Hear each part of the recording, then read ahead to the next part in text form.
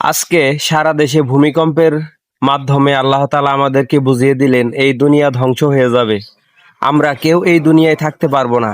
তাহলে দুনিয়ায় আমরা যতদিন আছি ততদিন ভালো কাজ করতে হবে। তাই সময় থাকতে অন্যের সম্পদ মেরে খাওয়া বাদ দেন।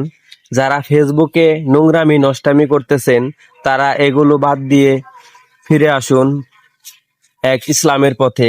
কেননা আমরা মুসলিম, আমাদেরকে এই প্রতিটি কাজের হিসাব দিতে হবে আল্লাহর কাছে। কোন ধর্মের লোক কি মনে করে তা জানি না, তবে আমরা মুসলিম, আমাদেরকে আমাদের করা প্রতিটি কাজের হিসাব কিন্তু আল্লাহ তাআলা নিবেন।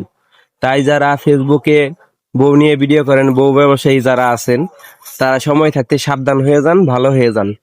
আপনাকে দেওয়া সম্পদের আল্লাহ তাআলা যেভাবে দিয়েছে ওইভাবে কিন্তু নিয়ে যেতে পারেন। আজকে যে ভূমিকম্পটা হলো, এই ভূমিকম্পের মাধ্যমে আপনাদের বোঝা উচিত যে আপনি 20 তলা 10 তলা বাড়ির মালিক থাকতে পারেন।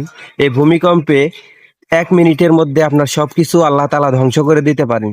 তাই সময় থাকতে সাবধান এবং ভালো হয়ে যান, আল্লাহর পথে ফিরে আসুন।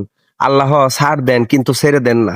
প্রতিটি কাজের হিসাব কিন্তু আল্লাহ তাআলা নিবেন। ধন্যবাদ।